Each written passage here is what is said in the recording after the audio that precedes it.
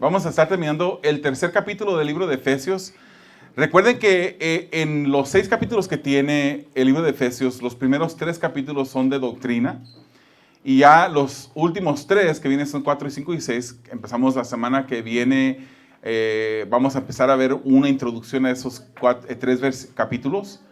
Esos son capítulos prácticos, de enseñanza práctica que el Señor le dio a Pablo para que nos dejara. Amén. Entonces los primeros 3 capítulos son de enseñanza, qué es lo que debemos de hacer, y ya los últimos 3 capítulos son la práctica, cómo debemos de hacer. Ya que hemos aprendido de esta doctrina en los primeros 3 capítulos, ahora vamos a ver cómo se ejemplifica en nuestras vidas. Entonces, la semana que viene se va a dar un repaso de lo que ya vimos en los primeros 3 capítulos de Efesios. Queremos que eso se quede bien grabado, hermanos, todo lo que hemos estado aprendiendo, porque si no sabemos la enseñanza, no podremos practicarla. Y también se va a dar una introducción a los capítulos 4, 5 y 6, para que podamos entonces entrar en la práctica del capítulo. Amén. Efesios 3, hermanos, versículos 1 al 6, los repasamos la semana pasada y les quiero dar un repaso rapidito, breve, bien general. Esos 3 capítulos, esos 6 versículos de Efesios 3, en estos Pablo nos habla del propósito de Dios para su vida. Él comienza este capítulo con unas palabras similares a lo que vamos a empezar esta noche con el versículo 14 del capítulo 3, y vamos a ver eso más adelante. También él habla como el propósito de Dios para Pablo tenía el fin de revelar los propósitos que Dios tenía para los gentiles, haciéndolos participantes de la promesa en Cristo. Amén. Entonces, el propósito de Dios para la vida de Pablo, y también como el propósito de Dios para la vida de Pablo tenía el fin de revelar los propósitos que Dios tenía para los gentiles. Entre ellos nos contamos nosotros. Amén. Así es. También los versículos 17 al 13 vimos cómo Pablo reconoce el regalo de Dios en ser el que daría a conocer el regalo de gracia de Dios. Él reconoce que no era merecedor de este regalo. Él dice que era uno de los más insignificantes de todos los creyentes. Y en otras partes de la Escritura, él también toma esa misma postura diciendo que él no era suficiente. Y aprendemos la maravillosa realidad de que Dios usa a la iglesia, hermanos, para que los ángeles admiren la sabiduría de la obra de Dios en su iglesia. ¿Se recuerda que hablamos de eso? Y vamos a tocar unos puntos de eso más adelante, porque tiene que ver algo con la escritura de esta noche. Entonces, Efesios capítulo 3, versículos 14 al 21.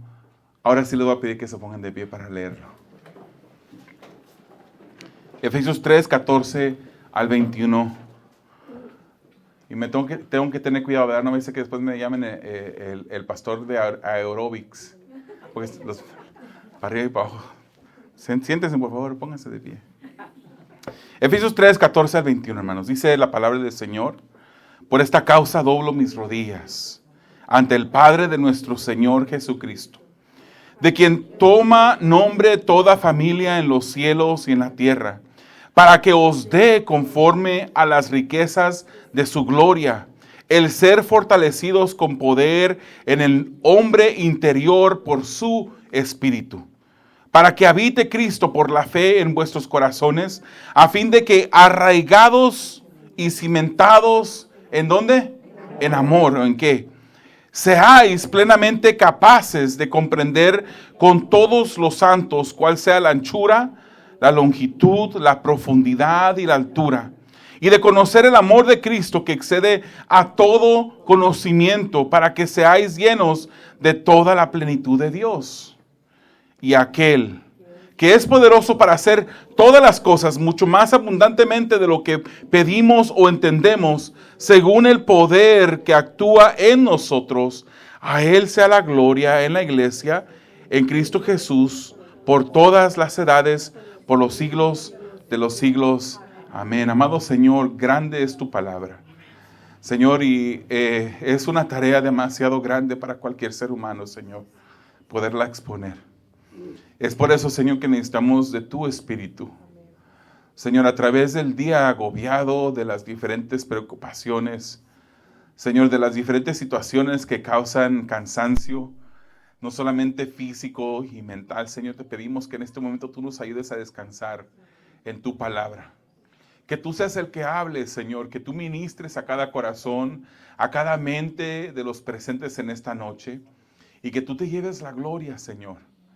Haz de este vaso inútil un vaso útil para tu gloria. Haz de este vaso de barro un instrumento para tu gloria, Señor. Que seas tú solamente el que sea exaltado en esta noche. Para tu honra y tu gloria, Señor, te lo pedimos en el nombre de Jesús. Amén. Pueden tomar sus asientos, hermanos. Hermanos, hay muchos tipos de oración. Y conforme vaya explicando los diferentes tipos de oración, usted va a decir, sí, yo conozco a fulano de tal o a fulana de tal que ora así como está diciendo el hermano.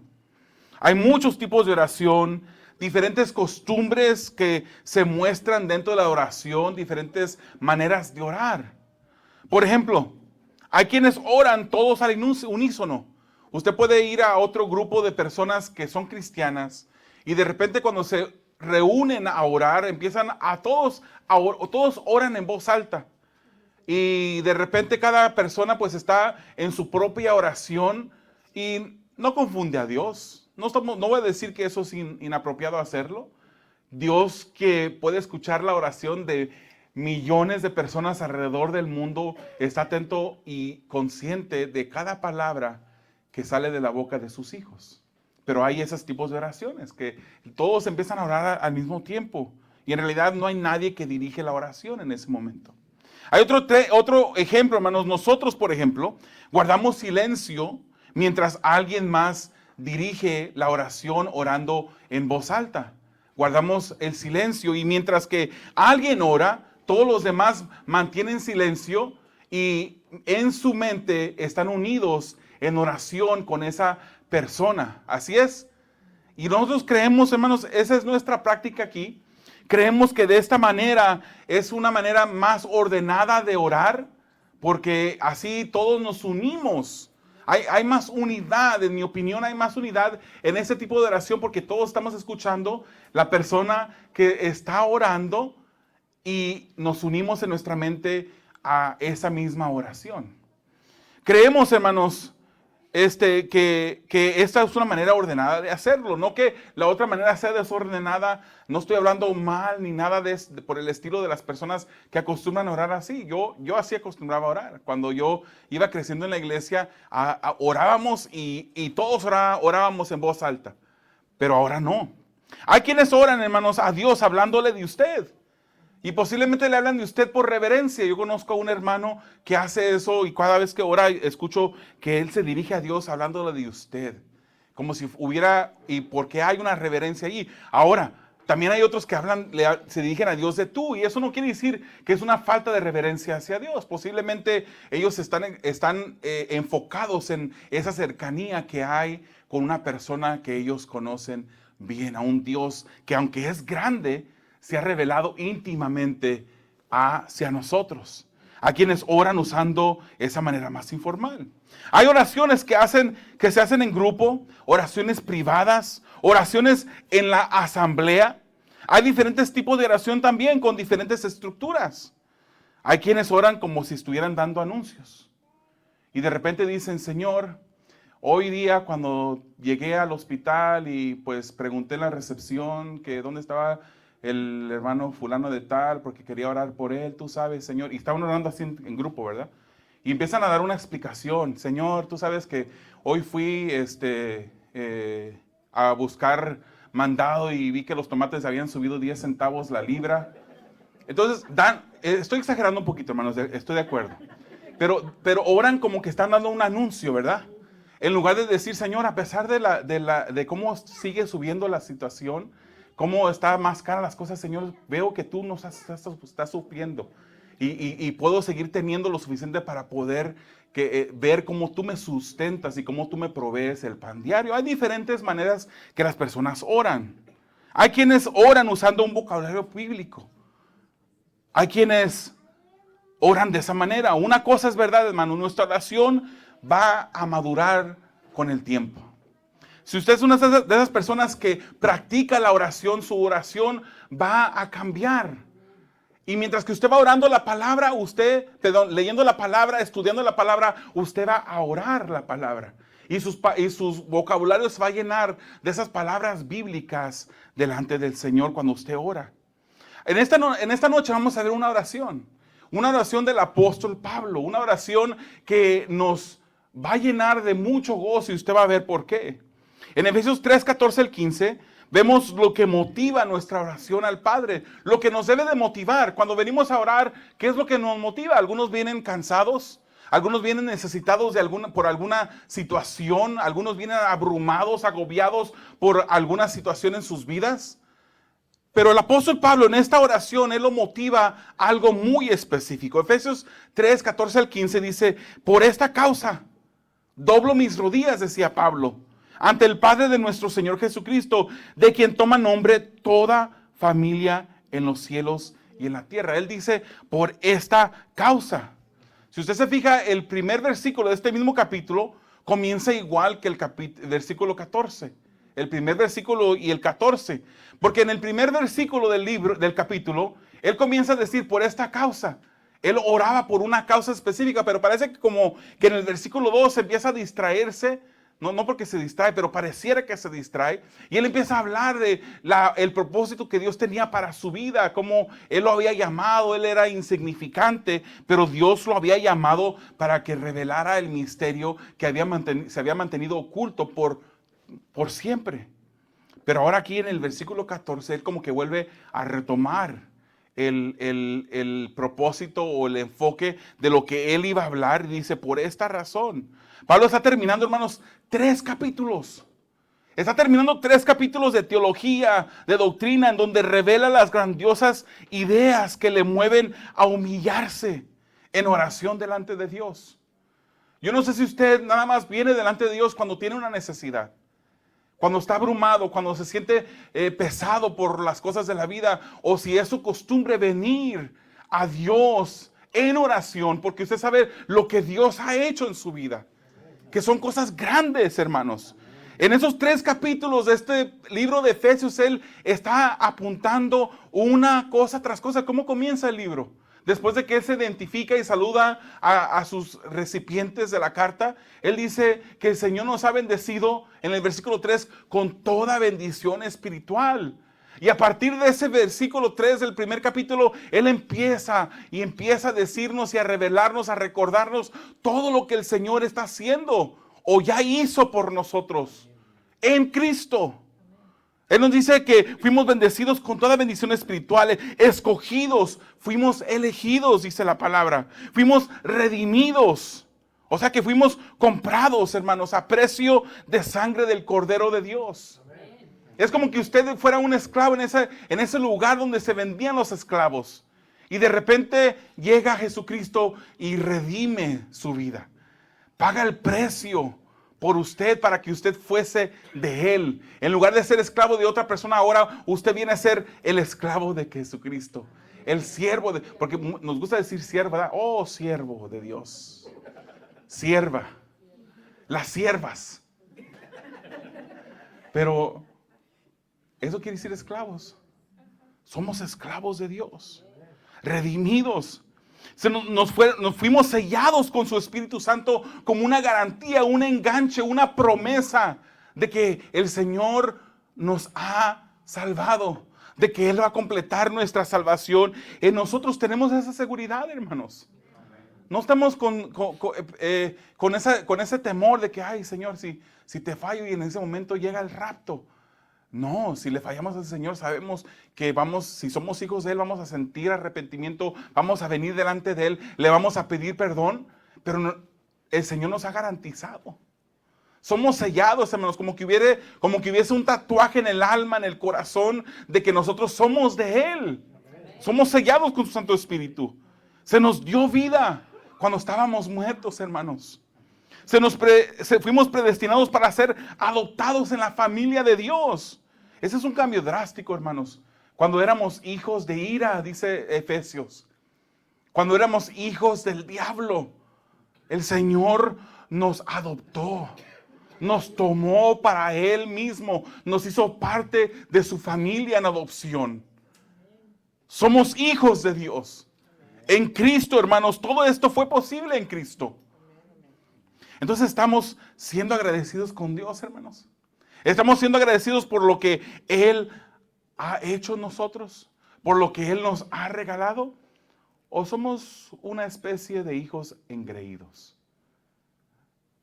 Que tomamos los bienes que nos ha ofrecido nuestro Padre y ya lo miramos como algo normal, como algo hasta que yo me merecía eso. ¿Hemos dejado de valorar lo que Dios hizo por nosotros? ¿O venimos ante Dios así como venía Pablo cuando él dice, por esta razón me arrodillo delante de Dios en oración?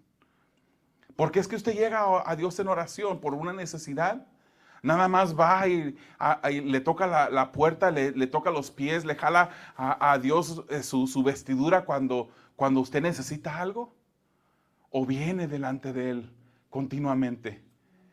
Porque usted ya sabe que primeramente no somos merecedores de nada. Y el Señor nos ha dado todo, hermanos. Vemos el ejemplo del apóstol Pablo en la primera parte de este capítulo. Así que ya lo leímos y también lo vemos en 1 Corintios 15 y también en el capítulo 1. Esa misma actitud de que él no era merecedor, era insignificante, también lo vemos en Corintios capítulo 15 y capítulo 1. Pablo se consideraba insignificante. Él dice que lo necio del mundo escogió Dios, hermanos. Él decía, yo soy de lo necio y a mí me escogió Dios para avergonzar al sabio. Dios escogió lo débil para avergonzar al fuerte. Él se consideraba entre los débiles. Dios escogió a lo vil. Y lo menospreciado del mundo es lo que Él escogió. Entonces no nos vayamos al otro extremo tampoco. Ni pensemos, nosotros éramos merecedores. Nosotros ya casi teníamos un pie dentro del cielo y el Señor nos movió el otro pie adentro. No, hermanos, estábamos muertos. Hedíamos a pecado. Nuestro cuerpo estaba pudriéndose en el fango y el Señor nos rescató. El Señor nos rescató, hermanos. Eso es suficientemente razón para venir delante de Dios arrodillados diariamente. Diariamente. ¿Lo estamos haciendo? Es verdad que nuestra posición en Cristo es maravillosamente grande y maravillosamente alta, nuestra posición en Cristo. Pero nuestra actitud siempre debe de ser de humillación y de agradecimiento por lo que Dios hizo, así como la actitud de Pablo. Por esta causa, dice Pablo, se arrodillaba ante el Padre en oración por toda la bendición espiritual que él había recibido, que los gentiles habían obtenido en Cristo. No mereciendo nada, se arrodilla ante el Padre. Esa debe de ser nuestra posición en la oración. Una posición que importe más la posición de nuestro corazón que la posición corporal. Es verdad que usted puede orar caminando. Usted puede orar parado, sentado, usted puede orar. Pero usted puede orar arrodillado también. Y es algo, hermanos, no es un requisito bíblico que usted cada vez que vaya a orar tenga que arrodillarse. Hay personas que no lo pueden hacer. Pero lo que sí debería de siempre existir es un corazón arrodillado. Un corazón humillado delante del Dios eterno. El versículo 15 dice que del Padre recibe nombre toda familia en el cielo y en la tierra. ¿Qué quiere decir eso? Sabemos que no todos son salvos. Sabemos que no todos serán salvos, que algunas personas se van a perder. Sabemos eso. Cuando nacimos, hermanos, recibimos nuestro nombre de nuestro Padre, ¿verdad? Yo soy Vargas, mi papá, su apellido era Vargas. Y me apellido Vargas por eso. Mi esposa, Jiménez. Y ella dice con mucho orgullo. Hermanas, cuando yo me iba a casar con mi esposa, yo nací aquí. Yo conozco las costumbres de aquí y yo sé que en México no es igual, pero aquí cuando una mujer se casa con el varón, toma el apellido del varón. Y ella hermano, ya por poquito quebrábamos el trato por eso, porque no quería agarrar mi apellido. Yo decía, si no agarras mi apellido, no me caso contigo. Y se arrodilló. No, no es cierto. Pero tiene mi apellido ahora, ¿verdad? Cuando nosotros nos casamos con el Señor, cuando nosotros nos entregamos a Él, cuando venimos a ser su familia, cuando Él nos adopta, Él nos da su nombre. Él nos hace sus hijos. Él nos hace sus hijos. Y cuando dice la palabra que de Él recibe toda familia en el cielo y en la tierra, Él está diciendo que la paternidad de Dios, el Padre, es el ejemplo máximo de paternidad para todos. No hay nadie que le gane en el ejemplo a Dios Padre en la paternidad. Y me estoy refiriendo a los padres como a las madres también. Hoy en día, cuando viene el Día de las Madres, celebramos mucho a la madre, ¿verdad? Pero cuando viene el Día de las Padres, por ahí he escuchado que no se celebra con tanto esmero. Pero el Padre de los cielos es el Padre ejemplar. La paternidad de Dios, hermanos, es el pináculo de la paternidad. No hay mejor Padre que nuestro Padre Celestial. Y ese Padre Celestial nos adoptó en amor. Efesios 1:5 dice, en amor, habiéndonos predestinado para ser adoptados hijos suyos por medio de Jesucristo, según el puro afecto de su voluntad. ¿Por qué lo quiso? Nos adoptó. Glorioso Dios, hermanos, que nos hizo hijos y con sus hijos formó a la iglesia para mostrar a los ángeles su sabiduría. Imagínense nada más. Que Dios usa, y así lo vemos en el versículo 10 y 11, que el Señor usa a la iglesia para mostrarle, incluso enseñarle a los ángeles su grande sabiduría. Ahora los ángeles están admirados. Porque ese misterio que se mantuvo oculto, que Dios le dio a Pablo que revelara, era un misterio que también estaba oculto hasta para los ángeles. Ellos no sabían lo que Dios iba a hacer. Ellos sabían que Dios había escogido a un pueblo insignificante llamado Israel. Pero él no sabía, ni siquiera pensaron, ¿verdad? Porque vemos pistas de esto en el Antiguo Testamento cuando a Abraham se le promete que en él iban a ser benditas todas las naciones, no solamente Israel. Entonces, los ángeles incluso están maravillados, no de la iglesia, están maravillados de lo que Dios ha hecho por la iglesia. Están maravillados de lo que Dios ha hecho por nosotros, hermanos. La motivación de humillarnos en oración es lo que Dios ha hecho por nosotros. La motivación que tenemos es que es Dios nuestro Padre el que le pedimos y le podemos pedir con confianza. Por eso nos dice la palabra que entremos confiadamente delante de su trono, donde podemos encontrar ese oportuno socorro, hermanos. Confiadamente. Cuando usted entra a su casa, usted entra confiadamente, ¿verdad? No toca. No abre la puerta levemente y dice, ¿alguien está aquí? ¿Puedo entrar? Usted entra a su casa. Porque esa es su casa. Es la casa que Dios le ha entregado. Y cuando nosotros entramos en la presencia del Señor, entramos en la presencia de nuestro Padre. Podemos tener esa confianza completa. Completa. De que no seremos echados fuera. Tenemos esa confianza de que el Señor no nos dirá, estoy muy ocupado. El día de hoy, hermanos, estaba tan abrumado con cosas que estaba haciendo. Y de repente vino convicción a mí porque entró una de mis hijas a pedirme ayuda sobre tarea. Yo le dije, mija, estoy un poquito ocupado ahorita, ven para atrás en 5 minutos. El Señor no nos va a hacer eso jamás. El Señor no nos va a decir, estoy muy ocupado, ven luego. El Señor atiende al clamor de sus hijos. Glorioso Dios. Que el Señor es así, hermanos. Ahora vamos a ver la madurez espiritual que revelan nuestras oraciones. Cuando nosotros oramos, hay una madurez que se revela en nuestras oraciones.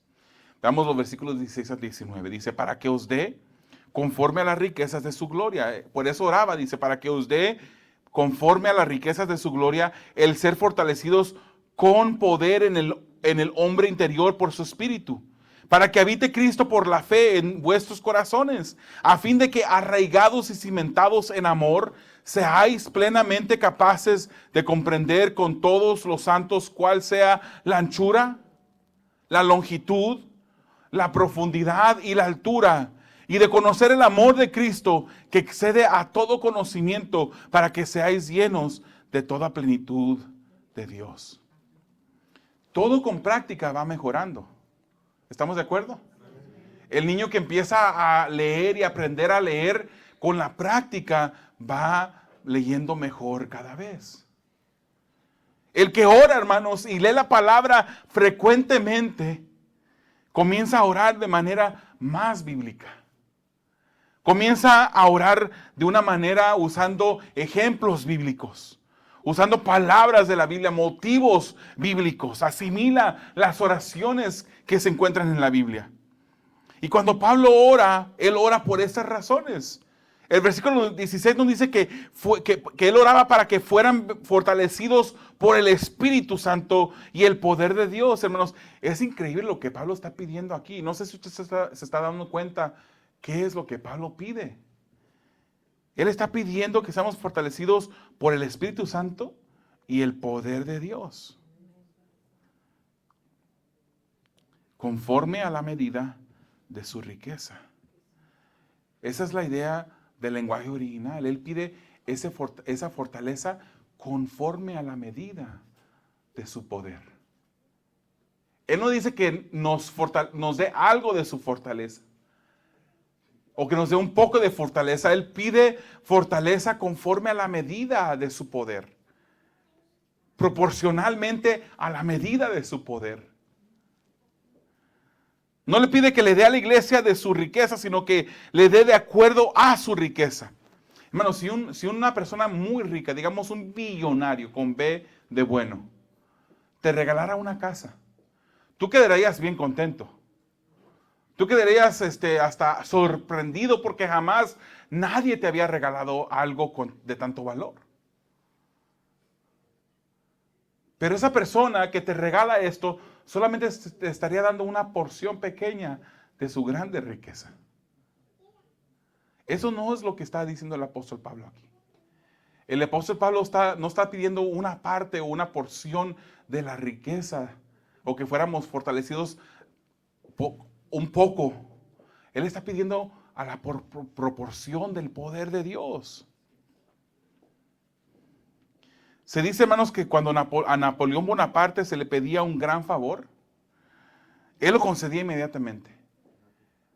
Venían a Napoleón, le pedían algo y podía ser algo pequeño, como ser algo grande, algo que solamente Napoleón podía concederles.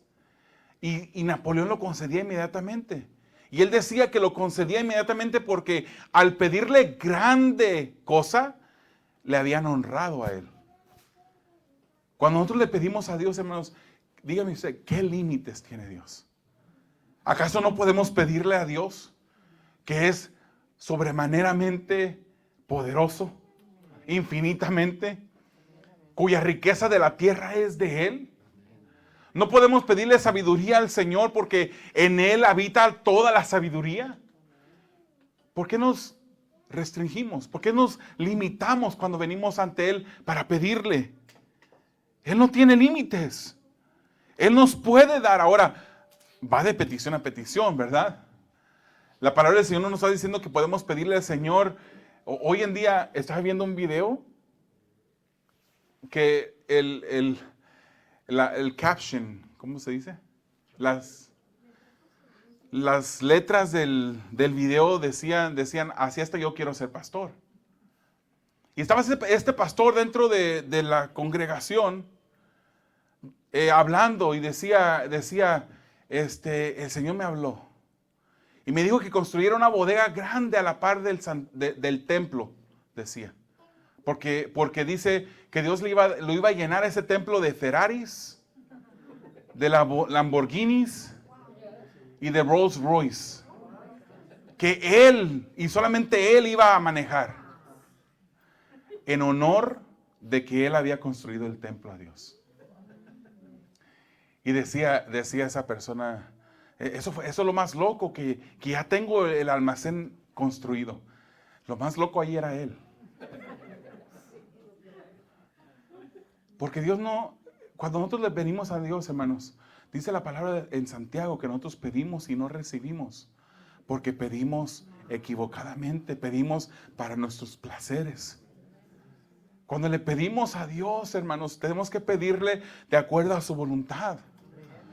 Podemos pedirle que provea sanidad. Podemos pedirle que provea los recursos necesarios financieros. Podemos pedirle esas cosas, pero tenemos que pedir conforme a su voluntad. Cuando nosotros oramos y mientras que seguimos orando, el Señor va moldeando, hermanos. No sea necio, no seamos necios en nuestra oración. Dejemos que el Señor mueva nuestros pensamientos, nuestros deseos cada vez que oramos. Y pidámosle al Señor como Jesucristo lo pidió. No sea hecha mi voluntad, Señor, oh Padre, sino sea hecha tu voluntad. Pidamos de esa manera.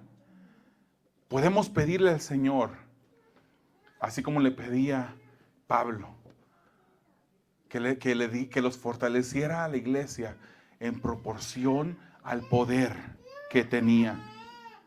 El Espíritu de Dios no tiene límites, es Dios también. Romanos 8:11 dice, y si el Espíritu de aquel que levantó de los muertos a Jesús mora en vosotros, el que levantó de los muertos a Cristo Jesús vivificará también vuestros cuerpos mortales por su Espíritu que mora en vosotros. Eso es un poder maravilloso y grande. El Espíritu tiene un papel muy específico dentro de la Escritura, de acuerdo a, por ejemplo, Romanos 8, donde nos dice que el Espíritu nos da libertad del pecado. Romanos 8, 1 y 2 dice, ahora pues ninguna condenación hay para los que están en Cristo Jesús, los que no andan conforme a la carne, sino conforme al Espíritu.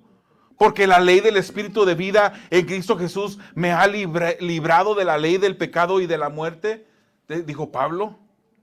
El apóstol también escribió en ese mismo capítulo que el Espíritu Santo nos ayuda, es nuestro paracleto, nuestro ayudador. Romanos 8, 26 y 27 dice, y de igual manera el Espíritu nos ayuda en nuestra debilidad.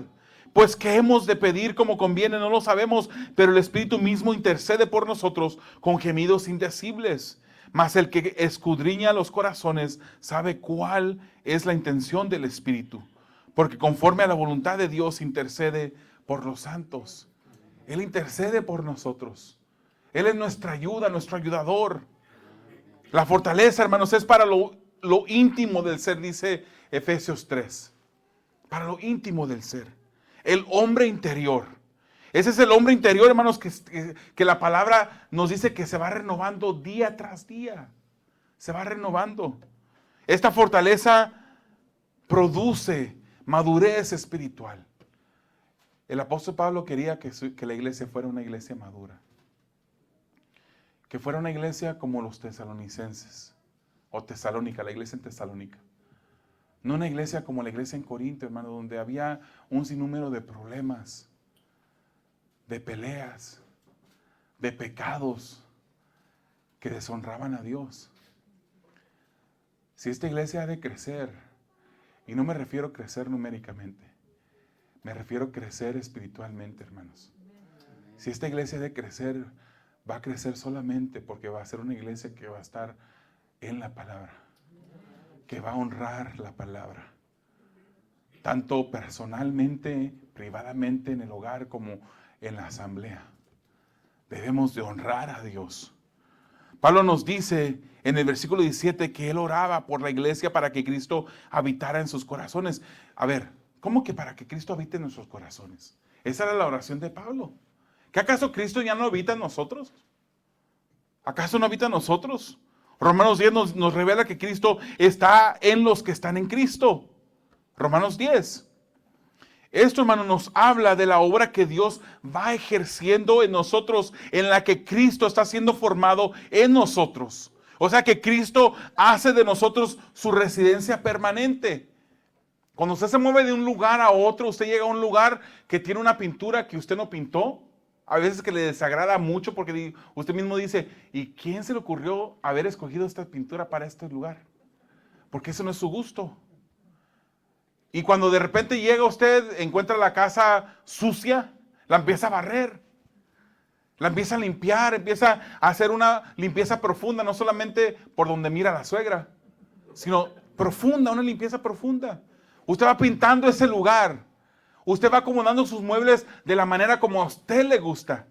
Usted le está dando forma y le va dando forma a ese lugar que usted va a habitar para hacerlo su hogar. Eso es lo que hace Cristo. Cristo ya habita en nosotros. Pero cuando llegó por primera vez a nuestro corazón, a habitar nuestro corazón, encontró cosas que no le agradaban. Incluso todavía hay cosas que a Cristo no le agradan. Esto es una obra de santificación, donde Él va obrando esa santidad en nosotros y va pintándonos del color que Él quiere. Y va acomodando en nuestro corazón los muebles a cierta manera, y lo que está quebrado, lo que no sirve, lo echa para afuera. Él empieza a sacar todo pecado de nuestras vidas. Esto es lo que nos habla cuando dice que para que Cristo habite en nuestros corazones. Esto nos habla de esa obra que Dios va ejerciendo en nosotros, en la que Cristo está siendo formado en nosotros. Cristo hace de nosotros su residencia permanente. Entonces nosotros no somos ya más solamente una habitación. Ahora somos su habitación. Él va ejerciendo su voluntad en nosotros, santificándonos, limpiándonos, dándonos crecimiento espiritual. Como cuando usted de repente nota, ay, se me olvidó que tenía que hacer esto, y va y lo hace porque lo quiere de una manera diferente. La meta y el objetivo es que lleguemos a esa plena estatura de Cristo. Que nos parezcamos más a Él cada día, hermanos. ¿Nos estamos pareciendo más a Cristo? ¿Estamos ejemplificando lo que Cristo es? Fallamos. Pero esa fortaleza que el apóstol Pablo pedía para su iglesia, no solamente para la iglesia en aquel tiempo, para toda la iglesia. Esa fortaleza es la que nos va a seguir dando crecimiento, hermanos. Nos va a seguir llevando hacia adelante. La oración es que sean fortalecidos por medio del Espíritu y que Cristo more en ellos. ¿Para qué? Para que haya una unidad por medio del Espíritu cuando todos experimenten su poder y el amor de Cristo. El versículo 17 dice eso. Estén arraigados, para que estén arraigados y cimentados en amor. ¿En el amor de quién? Del Padre. ¿Para qué? Nos dice el versículo 18 la respuesta. Para que podamos comprender su amor. La idea aquí, hermanos, es que podamos experimentar más su amor. Esto no habla, el lenguaje original aquí no habla de un conocimiento intelectual. Habla de un conocimiento experimental. Que nosotros podamos experimentar el amor de Dios. ¿Cuántos han experimentado el amor de Dios? Si usted es salvo, ha experimentado el amor de Dios. Y seguimos experimentando el amor de Dios. ¿Cuántos siguen experimentando el amor de Dios después de haber sido salvos? Que experimentemos su amor. Vemos que su amor es infinito, hermanos, en todo rumbo, en lo ancho, en lo largo, en lo alto, en lo profundo. Yo cantaba un canto cuando estaba en la escuela dominical, pequeñito, hace como era niño, hace como unos 20 años. Y decía, el amor de Dios es maravilloso. Y repetía eso dos. Y decía, es tan ancho y tan alto, es tan alto que no puedo ver arriba de él. Y ya no me acuerdo porque ya fue hace 20 años ya, hermanos. Hace muchos años. Esto también, hermanos, es una experiencia junto con todos los creyentes. El fluir del amor de Dios no solamente es entre Dios y usted. Ese amor fluye entre los hermanos. Fluye entre los cónyuges. Fluye entre nosotros y nuestros hijos. Es por eso que es necesario, hermanos. La palabra del Señor nos dice que no dejemos de congregarnos como algunos tienen por costumbre. Y más ahorita cuando vemos que el tiempo se acerca. Cuando venimos a la iglesia, hermanos, llegue orado. Para que las personas que lo miren, que nos miren, miren el amor de Cristo en nosotros. Para que miren y experimenten ese amor de Dios en medio de la congregación. Dios no quiere, hermanos, a personas solitarias que se queden en su casa.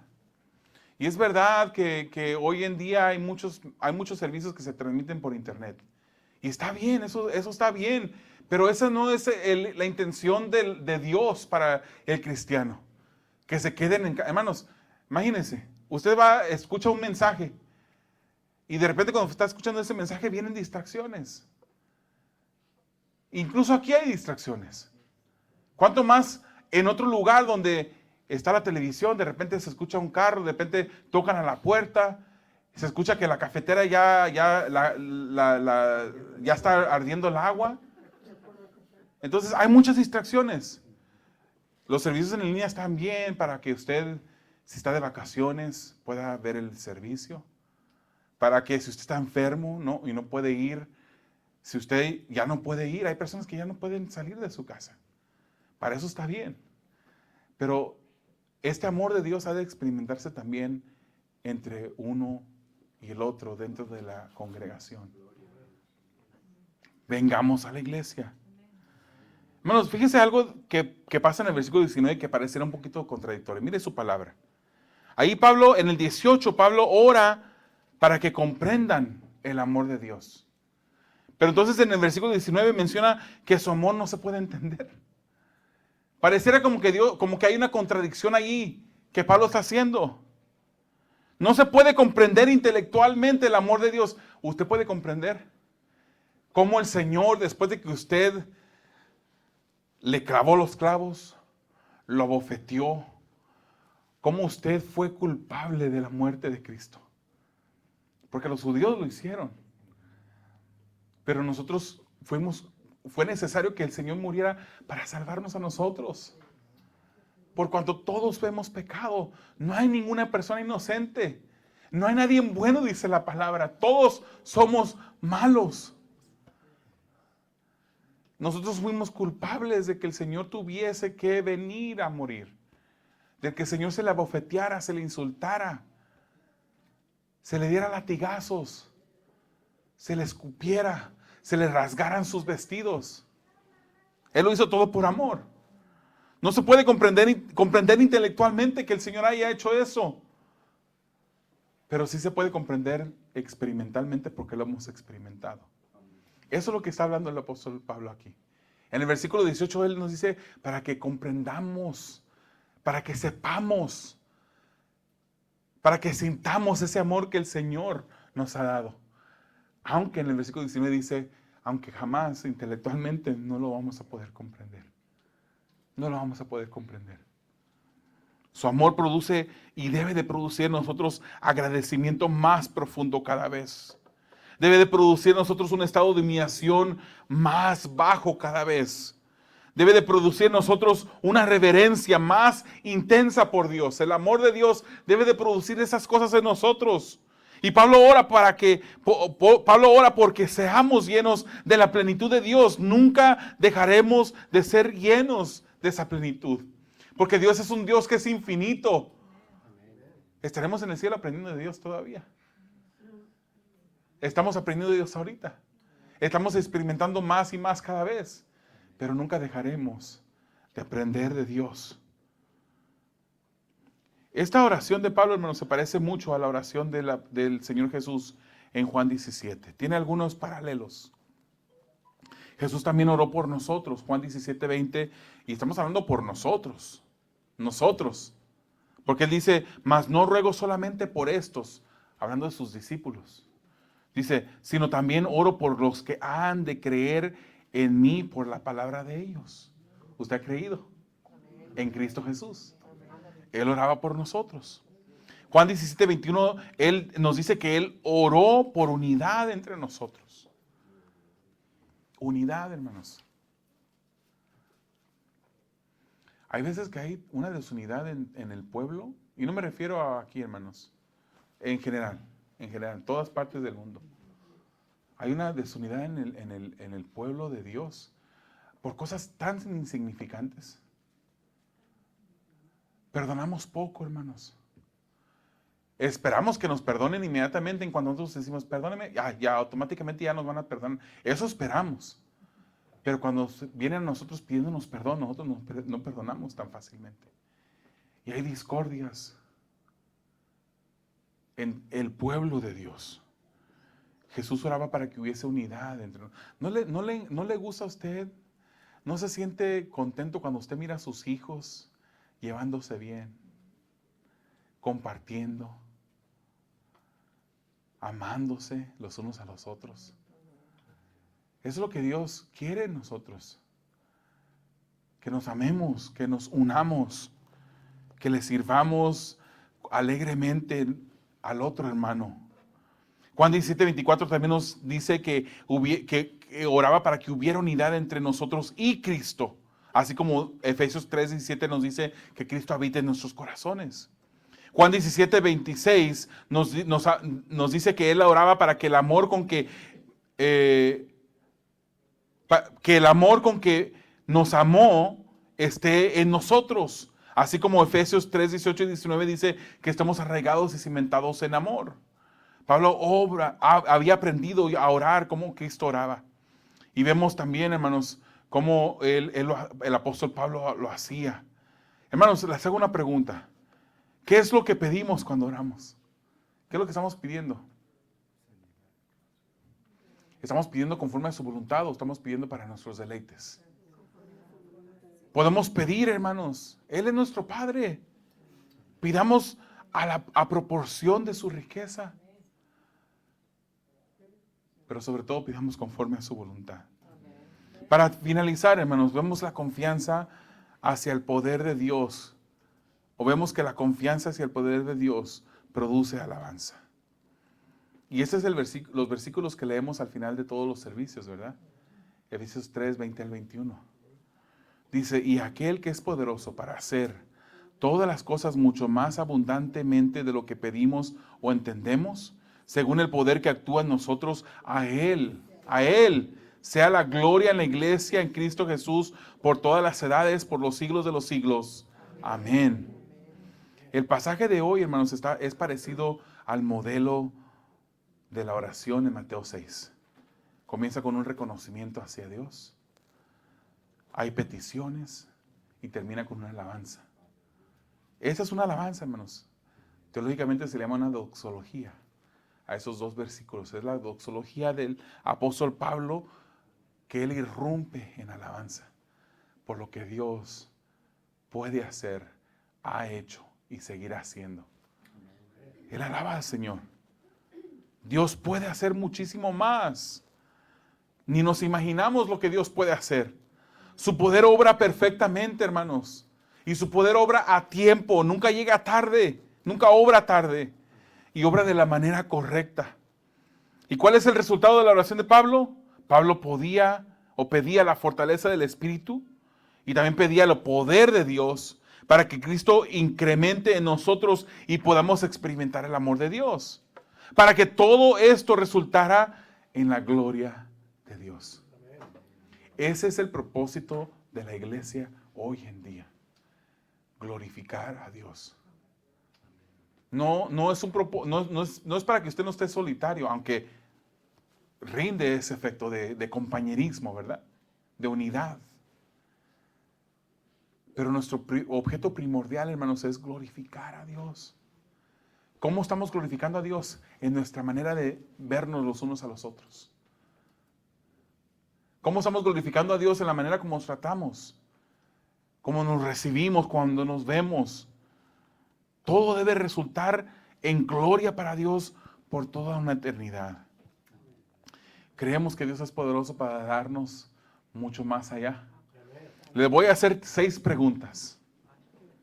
6 preguntas. Y cada vez que yo termine una pregunta, si usted cree eso, usted diga amén. Amén. ¿Sabemos que Dios es poderoso? Amén. Sabemos que Dios es poderoso para hacer. Sabemos que Dios es poderoso para hacer todas las cosas mucho más abundantemente. Sabemos que Dios es poderoso para hacer todas las cosas mucho más abundante de lo que pedimos. Sabemos que Dios es poderoso para hacer todas las cosas mucho más abundante de lo que pedimos o entendemos. Sabemos que Dios es poderoso para hacer todas las cosas mucho más abundantemente de lo que pedimos o entendemos según el poder que actúa en nosotros. A Él sea la gloria. A Él sea la gloria, hermanos. Ya sea que cuando ores, aunque estés dando anuncios, cuando estés orando, ora pidiéndole al Señor lo que le va a glorificar a Dios. Aunque lo hagas en público, aunque lo hagas en privado, aunque te refieras a Dios de tú, o aunque le hables de usted. Mi esposa y hermanos, nosotros somos o venimos a hacer un poquito de las personas que nos rodeamos, ¿verdad? Mi esposa oraba antes de usted. Ya no ora de usted. Ya no la escucha, rara vez ora de usted, cuando ora conmigo. No importa cómo tú ores, hermanos, que tu corazón esté arrodillado delante de Dios. Que tu corazón le honre, se humille. Que nuestras oraciones sean bíblicas. Que sean oraciones grandes delante de un Dios que es grande. Que busquemos siempre honrarlo a Él. Y que busquemos primordialmente dándole la gloria a Dios. Busquemos primeramente el reino de Dios y su justicia, dice la palabra. No pidamos para nuestros deleites. Que haya plena confianza en nuestro Padre Celestial cuando le pedimos, porque Él es poderoso para hacerlo. Amén. Amado Dios, te damos gracias. Bendecimos tu santo nombre porque tú eres grande. Nos humillamos delante de ti, Señor, porque tú mereces que nosotros nos humillemos. De ti somos. Esta iglesia, Señor, ha de ser una iglesia para tu gloria y para tu honra, Señor. No permitas que nos desviemos, Padre. No permitas que nuestra mirada se salga de tu mirada, Señor. Se desenfoque de ti, Señor. Que podamos estar en todo momento dándote gloria, buscando tu gloria, obrando tu gloria, Señor. Cosas para tu gloria. Padre, sabemos que tú eres poderoso, que nos has bendecido con tanta bendición espiritual, Padre. Permite que nuestros corazones vivan una vida continua, un tiempo continuo de arrodillarse delante de ti. Una posición arrodillada, humillada delante de ti, Señor. Fortalece hasta tu pueblo. Levántale, Señor. Haznos comprender, Padre. Haznos experimentar tu amor cada día. Haznos, Señor, comprender, Padre, que tú estás con nosotros y que no nos has abandonado.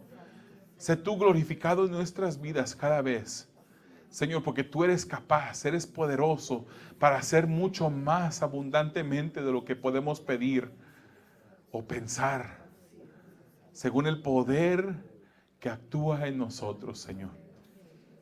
Glorifícate tú en nosotros. Glorifícate tú, Señor, en cada hermano, en esta iglesia. La gloria y la honra sean siempre para ti. En el nombre de Jesús. Amén.